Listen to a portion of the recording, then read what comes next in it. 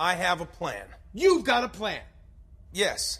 First of all, you're copying me from when I said I had a plan. No, I'm not. People say that all the time. It's not that unique of a thing to say. Secondly, I don't even believe you have a plan. I have part of a plan. What percentage of a plan do you have? You don't get to ask questions after the nonsense you pulled on Nowhere. I just saved Quill. We've already established that you destroying the ship that I'm on is not saving me. When did we establish? Like 3 seconds ago! No, I wasn't listening. I was thinking of something else. Oh.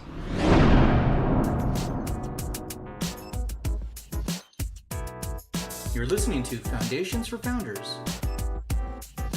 a podcast about startups and life and everything in between.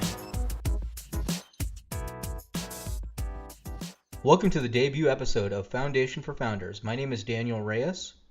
I'm Angel Cram. And this is the debut show, or the pilot show. First one. Foundation for Founders is basically just a business-centric audio podcast. Both Angel and I are part of the exact same startup, weird, called HaggleChamp. And HaggleChamp.com. HaggleChamp.com. Mm-hmm. So it's changing the game on used auto sales. So we'll get into that in a little bit. But Angel, we just came back from a big trip. We officially launched our company in Las Vegas, and yeah. Oh yeah, we certainly did. We've been doing a lot of traveling actually recently, and back from Las Vegas was a pretty exciting time. Absolutely, we went to the Executive Sales Driving Summit. So that was pretty cool. Oh, Driving Sales Executive Summit. That's what it is. Driving Sales Executive Summit. That's where we went. That's where we were. It's true. Absolutely. Had a great time there. Out in Startup Alley, a lot of fun. All sorts of bigwigs in the car industry were there. Mm-hmm. Cars.com, TrueCar, Kelley Blue Book. Yeah. NADA. Kelley. Yeah. So we got to kind of set the tone here. If you're not familiar with the Driving Sales Executive Summit, these folks put a lot of car dealers and salespeople together for what purpose? What are they doing there? It's essentially a trade magazine for the auto industry. So they talk about a lot of new trends, marketing strategies, sales strategies, just new ideas like us, like what we're doing. It's just basically a trade magazine that has blossomed into an online community and and conferences. The conferences have been going on for quite a few years now. So this was our first time there, and it was pretty exciting. Yeah, Startup Alley, it was fun. Yeah, I had a blast there. A lot of great ideas, a lot of awesome folks out there representing, their startup companies. Met a lot of really neat people with great ideas. I'd like to probably highlight a few of them on our upcoming shows, but overall it was absolutely wonderful. Absolutely. So we'll get into the conference in a little bit, and we'll get into our startup. And because of our startup, we're going to give first impressions, kind of a review on a CRM that Angel's been working with called Base. That's true. Base, that's factually correct. Yes, absolutely factually correct. And we'll go over that a little bit later in the show. Sure. But first, we've got some news stories to go through. Yeah, a couple news stories. Things are hot on the presses. What do you got for us today? So first one comes out of Business Insider Australia. Mm-hmm. A 23-year-old is making over $500,000 US on Twitter simply by tweeting out facts. Yeah, that's $500,000 a year. Yeah. That's not bad. Yeah, Chris Sanchez, 23 years old, uses the Twitter account @UberFacts to basically tweet out facts every day. I've seen these before. Yeah, I have too. I actually followed the account there for a while. With this, yeah. Yeah. He's got 7.2 million followers. So how does this guy make $500,000, save the fact that he's got one of the largest followings on Twitter, I suppose? But how is this ran at UberFacts? So basically what he's doing is he's using a sponsor company called Fast Company, and they help him send out sponsored links. And as people click on the sponsored links, he gets paid anywhere between a penny to 3 cents per click. And because of that, on average, he's averaging about $60,000 a week in ad revenue. It's crazy. And he tweets about 60 to 70 times a day. Not all of those are sponsored. Doesn't get weekends off, huh? No, does not get weekends off. This is all day, every day. I imagine he has one of those calendars that's just full of facts of the day. Like he buys all of those and then just tweets out that. That's got to be where he does. But it's crazy that you can make so much money off of Twitter just by tweeting. So, yeah. Yeah, didn't even. That's pretty exciting. I think that's where noteworthy for the listeners to check into that. I guess you can get paid to tweet. Your favorite social networking app can start paying your bills. How about that? I would just have to say I'd hate to face him in bar trivia. That's all. Oh man. Well, how much of that do you honestly expect to retain, though? Right? Like at the rate that this guy's probably tweeting, or he's got some sort of automated process in play where it's a bot, but. It's how either much does that really or sink in, right? It's either that or he's got to be like the worst person to go on a date with because he's like, yeah, I knew that. Oh, well, yeah, that's possible.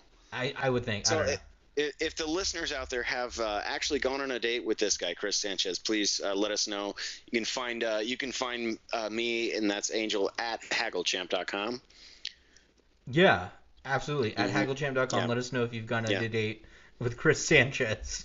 Yeah, I'd love please. to know that. Now I'd really love to know that. Debut show for sure. Yeah. Now, and I'm looking at the itinerary here as far as the news stories go. I see that we have found a way to put Legos on there. I can't wait to talk about that. Yeah. So we got up next. So yeah. Yeah. So this story comes out of dailyfinance.com, and it is the Netflix of Legos aims to save parents money and their feet. So now here's a fun factoid for the listeners. Do you know what happened on October 4th in Seattle, Washington? Oh, I know, but that's where I live, by the way. I'm in Seattle, Washington. Yeah, and I was out there with you. We went to You BrickCon. were out here. We went to BrickCon. That is factually correct. And you we can were find there me for about Angel 45 Aspects minutes. 21. Yeah, Angel Aspects 21 at. That's at Angel Aspects 21. That's my Twitter, and I actually have a couple of cool videos from that and a bunch of fun pictures. It was a lot of fun. I mean, we weren't there for very long, but the things that we did see were really great. I think my favorite was the guy's recreation of the scene from 300. Oh, that was awesome. Like wicked cool. There was an orca whale that was probably like 11 feet long by probably 5-6 feet tall. It was huge. Lots of fun. But anyway, what do you got for this subscription thing? Yeah, so a new company called Play, and that's spelled Pley, is basically trying to become the Netflix of Legos. So what happens is for $25 or for $15 a month, you get a small set, and it comes in the mail. You can put it together, take it apart, send it back to Play. Then you get another set. So it's like Netflix's old DVD system. You take one and return it. For $25 a month, you get a medium-sized set, and for $39 a month, you get the really large one. And they say including the $400 Star Wars Superstar Destroyer set, which is supposed to be one of the biggest in the line, if not the biggest. Nice. Yeah, so that's pretty cool. The other thing too is we looked into it a little bit, and it says, what happens if you... with Legos. They've got a cool company idea, which I like. Yeah, I like it too. But the one thing that I instantly thought of, and they already have an answer for, is what if you lose some of the pieces? Yeah, what happens there? What happens there is Play allows you to lose up to 10 grams, which is about 7 to 15 Lego pieces. And you can just ship it back, and it's totally cool. But if you lose more than that, then they charge you 40% of the cost of the Lego set. Okay, sure. Why not? Yeah, so it's not too bad, really. And yeah, I don't think so. I don't think that's too terribly bad. Fun. No, because if you get a $100 Lego set, you lose a few of the pieces, and now you own it. You only have to pay $40 for it. That's not bad. That's not too bad. Yeah, and in case you're wondering, yes, they do sterilize all the pieces, so you're not getting germs from another person's house. So. And I would assume if they follow at Uberfax over there on Twitter, they would learn that is not how you spell the word play. That is not how you spell the word play. Yeah, no. It's possible. Worth looking into. So the subscription guys out there, the Netflix of Legos, as it were, you should look into that. Right. Okay, so the next one comes from Forbes.com. I love Forbes.com. And starting this weekend, and today is October 19th, Snapchat will be doing sponsored ads on Snapchat. So it says they're trying to increase revenues, and the CEO, Evan Spiegel, said, quote, "We need to make money," he said in the company blog post. So, Well, now recently they were offered a little money for Snapchat, were they not? they've been offered money a couple times from Facebook, and they've turned it down. Oh, Facebook, sure. Just Yeah. probably 10 or $15, I'm sure. Probably. No, it was in the Just billions. a couple dollars. Huh? It was in the In billions. the billions. That's Yeah. with a B? Oh, like the second letter of the alphabet B. Yeah. It's Billions. a lot of zeros after that one. But Evan turned him down, and now he needs to make money with ad revenue, which is fine. I mean, if he feels that this is the way to go, then more power to him. Well, another company did that. Google, I think they were called. Yeah. Right. Ad revenue seems to work out. So here's my favorite line at the end of the story of the Forbes article. It says, "Above all, Snapchat wants to emphasize keeping it a casual, so casual." Quote, "You can watch them if you want," the company said. "No biggie." Wow. Meaning the ads. So apparently the ads appear in your what do they call it? Their Snapchat story for 24 hours, and then they disappear. So it's up to you to watch the ads.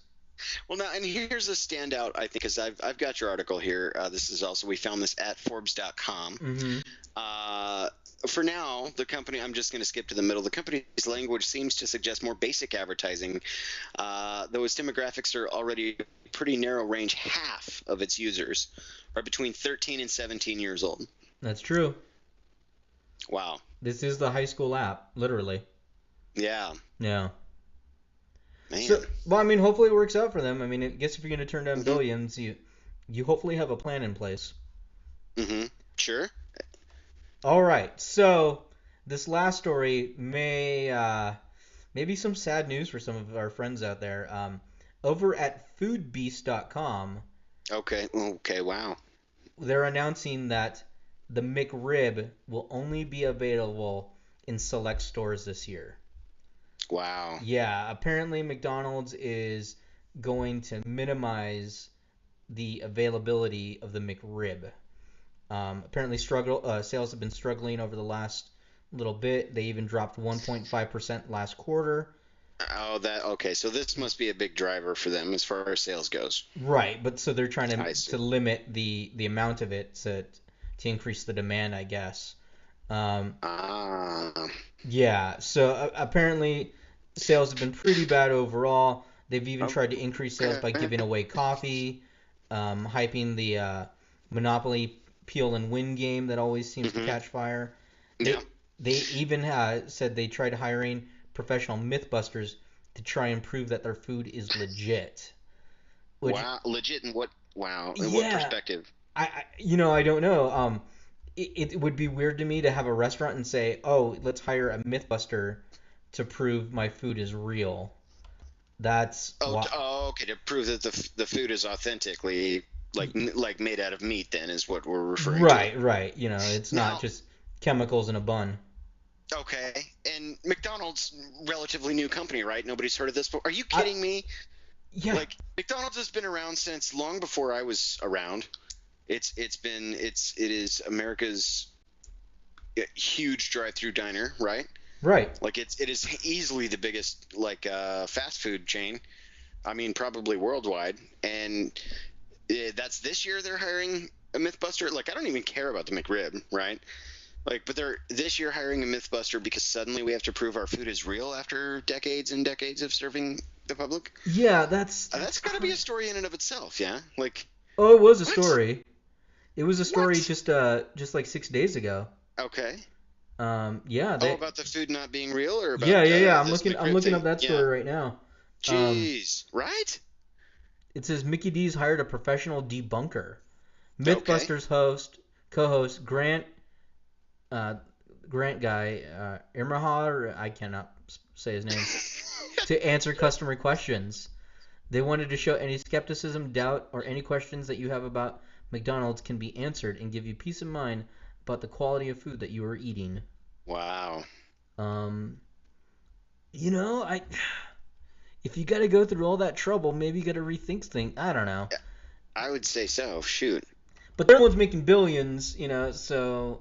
Well, yeah, billions and billions served. Right, that's true. Even if everyone ordered it off the dollar menu, that's billions and billions of dollars. That's true.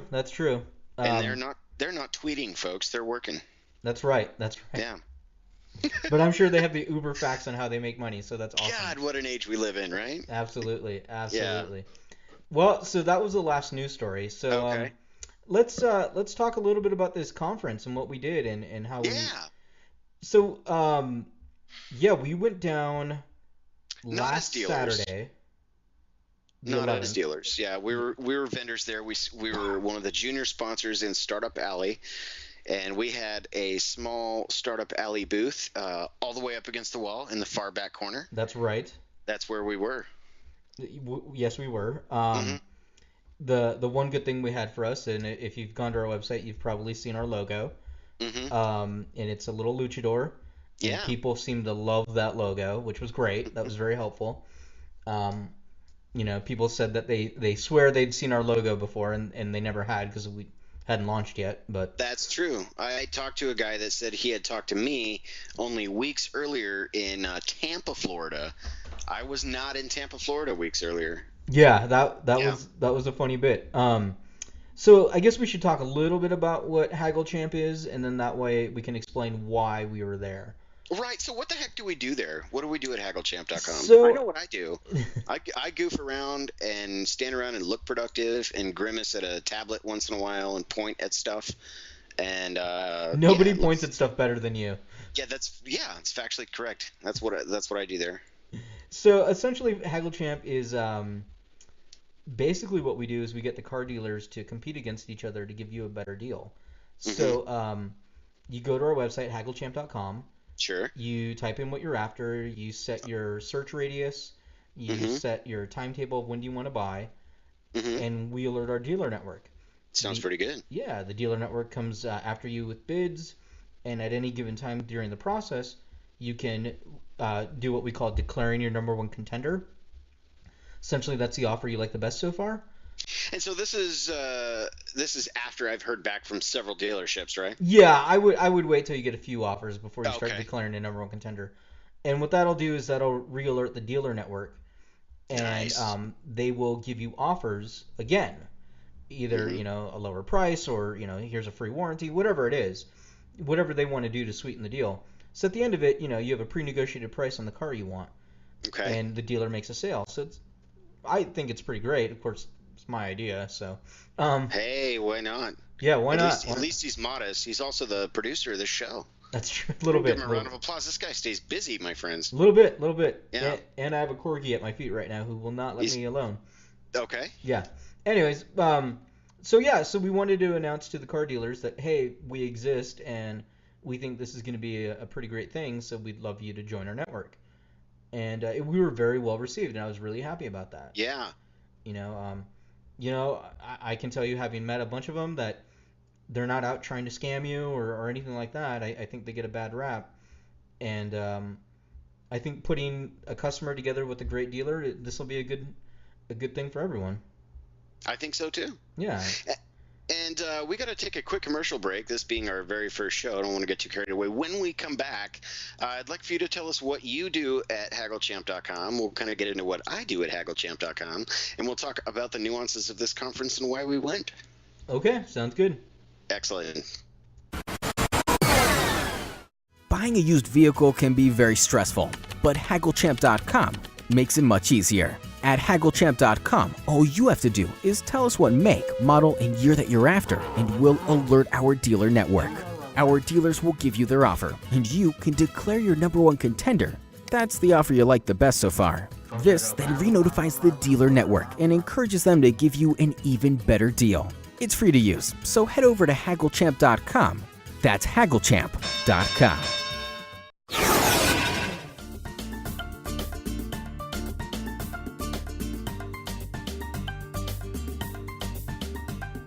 Well, welcome back, everybody. Hopefully you've stuck around to listen in with us a little bit more here at Foundations for Founders. I'm Angel in Seattle, Washington, and he is Dan. I'm Daniel Reyes in Post Falls, Idaho. Post Falls. So that's gotta bring everybody some curiosity to everybody out there about how this works, right? Like, we live basically all the way across Washington State. We're opening a .com together. You and I know about the intricacies of schedules and stressors and all kinds of things like that. But we made it down to Las Vegas. That's where we left off. Aside from standing around and looking productive, my role in the company is at present to be the director of marketing.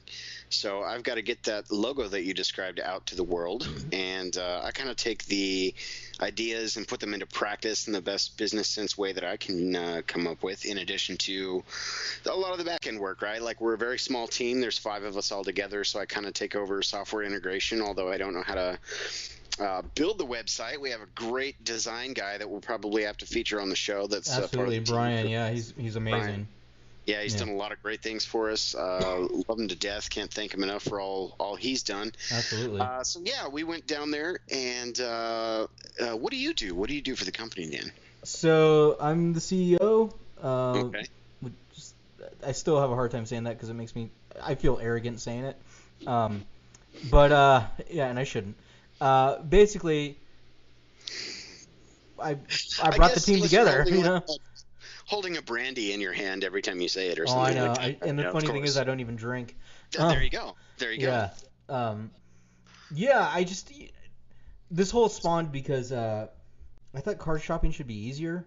Right. And so at one point I was looking for a Honda Element, and I thought, I don't want to go from lot to lot, dealership to dealership, emailing, calling, showing up, test drive, So I emailed a ton of dealers, just a ton of them, and told them, this is what I want, this is how I want it, whoever gives me the best price wins. And they went nuts over each other and it took a lot of time and a lot of effort to send out all those emails. So I thought, oh man, there's got to be an easier way. And I looked, and there really wasn't. So from there on out, it slowly developed Haggle Champ. I brought you on board, brought Brian, brought Scott, brought Tim, and I came in at a very, very awesome time, and personally for me too, because I felt like the stars were aligning a little bit too, right around the same time. And you and I go back a long time. Junior high days. Yeah, easily. Yeah. And I was looking for a car. My car experience was rather sour. I went to go test drive a car, and I had set my car keys down, and I had car keys for a couple of cars I was thinking about test driving in my hand, and I was still talking to the sales guy, and my car was taken. It was just taken by one of the employees there. Like Liam Neeson? Yeah, exactly like that. Very special skill set. He crept in there and grabbed my car keys, and I'm on the other end of the showroom floor, and I hear my own car start up, and someone drives off. So I walk outside, and there it goes, just racing at full speed down the freeway, just gone. Just took off with my car, and I was like, "Wow, someone stole my car." But you have to admit you have to admit you felt very honored that Vin Diesel took your car. Yeah, right. Yeah, of course. Yeah. Right. Living my life 1/4 mile at a time, right? Right. Noted car thief and actor Vin Diesel. Yeah. And thank you, Vin, for making an appearance in the very first show. There you go. And so, yeah, for me it was pretty much automatic. I was on board. Like, yes, I agree. There's got to be a better way. I was very excited to be part of this, and I'm still excited to be a part of this as we're finally going live. We've been live for a little over a week now. And, yeah, just about. Been in beta for a long time. So a shameless self-plugging here, but if there are folks that work at a car dealership and you guys want to find customers that are ready to buy a car and they know exactly what they want, and you're willing to have them just send that information to you so you can try and sell them a car without ever having to chase them down or have them come down to the lot, you're welcome to check out hagglechamp.com. The dealer sign-up is in the lower right-hand corner of the homepage, and it's absolutely free, no credit card required. There it is. Yeah. So back to Las Vegas, Nevada. Yes. Right? So we go down to Las Vegas, Nevada. We met some cool folks. We understand why we went. The listeners understand why we went. Had a really good time, and it was because we met some really, really incredible people. Yeah, we really did. Did. Everyone was very receptive to the idea, which you and I were a little skeptical of going into this arena, being our first jaunt into meeting, live people in the industry to think what they would say about it. Well, not only that, but it was, you think it's a great idea. I think it's a great idea, and we, of course, we're behind it, But I guess because my background's television, you spend all this time working on a show, and you hope that the audience loves it. Whether or not they will, you don't know. So I've never had that reception before. Like, I've created shows before, and people tell me, "Oh, yeah, it's a good show," but they tell me months later. But for them to, as I'm presenting it, tell me, "Wow, this is really good." Yeah. That felt really good to do, Like, yeah. I can see why stand-up comics get that instant feedback and they get that excitement for a live audience. Like, that was really cool to do. Yeah, we made a lot of good friends. I guess a couple we'd probably want to highlight is Marnie and Jeff and Jay. Really good people there. They work at different companies in the auto industry, but really excited to talk to them in the future. And I don't like. I guess one of the things we learned at the conference is the importance of swag. How people love that free stuff. Brand awareness. Absolutely. And free. Yeah. And one of the things I think that we did that was really well received was those bags. Yep. We were the only people in the conference to have a bag that you could use to carry stuff around in. So right. Because of that, our logo was everywhere in that conference, and that was really great. And very gratifying to see. Yeah, very much so. And a lot of people coming by, hey, tell me about the Nacho Libre thing, and I'm like, no, it's HaggleChamp, completely different than Nacho Libre. Right. Although I do love nachos. Yeah. Nachos are great. Nachos are delicious, but sure. It was great. It was great. I don't know, like Angel, you're the far more outgoing one of the two of us. Like. Oh, I wouldn't say that. Well, you're like Regis, man. Everyone loves you. Oh, that's true. I am like Regis. Yeah. Yeah, that's true. You've been saying that since junior high. It's amazing. Yeah. Yeah, and I don't think. Yeah. Anyways, no, it was really cool. I think some of my highlights were just walking through the Bellagio was pretty cool. That was never been in that hotel and casino before, and that was really nice. Yeah. Yeah, they were great hosts. They were absolutely great hosts. Everything was pretty good at the Bellagio. The conference itself was very well run and really interesting. A lot of our friends in Startup Alley who we got to know over the past few days at the event were really great, wonderful people, and we all kind of helped each other out. Nobody was really competing against each other, which was really nice. So it was cool. You can totally tell that the world of business is changing and almost friendlier, I would say.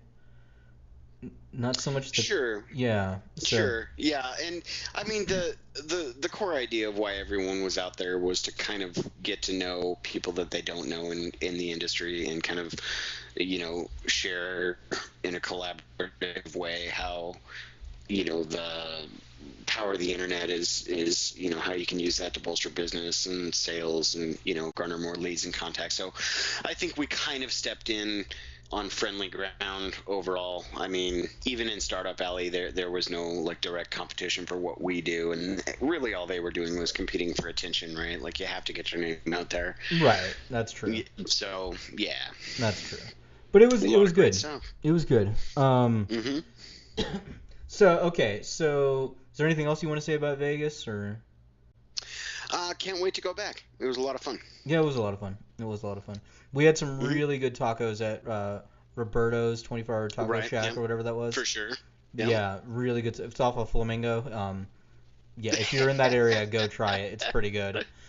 Yeah, it was also nice to not be in Seattle in October and instead be in Las Vegas. It was great. That's true. Yes. Another thing we want to talk about is something you're well versed in is our CRM Base. Yeah, well versed. So yeah, it's well versed is maybe a slight exaggeration, as I've so we started looking for CRMs basically. to keep all of our leads and contacts and sales efforts in order. And being that I'm part of the software integration piece, it is up to me to learn and make this functionality user-friendly for all of the rest of us. And it has been really cool. I mean, we looked at a couple of other things. There was some Salesforce applications out there.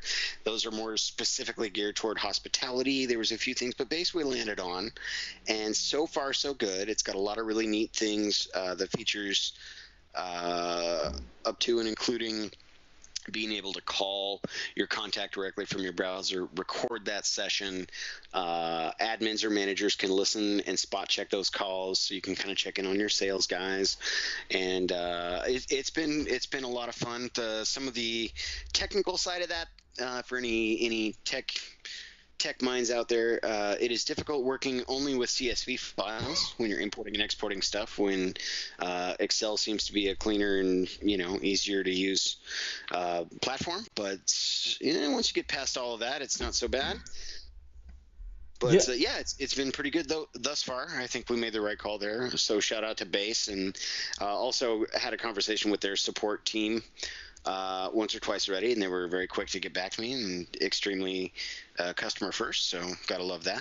Yeah, and they've got some great explainer videos too, like Base 101 and Base 102, and really goes through the functionality of it, and it's really interesting, really, really cool. I like how it's web-based as well, so you can work at it from multiple terminals and still be able to see all of your contacts and see where your salespeople are at, and it's good. It's good. We're just now getting into it, so we'll probably have a better review in the coming months. But right now, it's first impressions are really well. So far, so good. Yeah, so far so good. So, Angel, is there anything else you wanted to bring up before we start wrapping up the show, or? Yeah, I would just say if we were kind of all over the board, obviously on this. Right, it's the debut episode. Yeah, the debut episode. We got a few recordings we're going to go through later on. But yeah, absolutely, listener. If you have any questions for us, Dan will tell you how you can find us here at the show. Yeah. And we'd love to hear from you. We're glad you stopped in and listened to us chat for a little while. Also, probably going to highlight some companies, do a few exposés, as it were, on a few business owners and things like that. Looking forward to it. Yeah, and if they have any ideas for future guests, that would actually be pretty cool. There you go, yeah. Yeah, you can email me at daniel@hagglechamp.com. And send me your news stories, send me your guest ideas, or questions for the show, or questions about HaggleChamp. Yeah, absolutely. Or your favorite nacho restaurant in the Southwest. Or you can tell me who your favorite wrestler is. When you see HaggleChamp, you'll see why I ask. There you go. Yeah, there sure, why not? I'm more of a Bret the Hitman Hart kind of guy, but whatever. Yeah. That's me. I'm just saying. Best there is, best there was, best there ever will be. That's it. Yeah. So, again, any questions, comments, news stories, future guest ideas, daniel@hagglechamp.com. And then just put, just fire that all way. Well, I guess that's about it. Angel, do you want to get your Twitter out, or? Yeah, that's Angel Aspects 21. That's you'll find me there at Twitter. You could also find me at angel@hagglechamp.com. Cool. And the company Twitter is @hagglechamp, and my personal is @Dan Reyes. And so you'll see a lot of tweets about wrestling and being vegan. It's really weird. On mine, not the company one. So I think that's wrapping it up for tonight. So, Angel, it was good doing the debut show with you. And yeah, absolutely. All right. Well, thanks so much for joining us. Good night.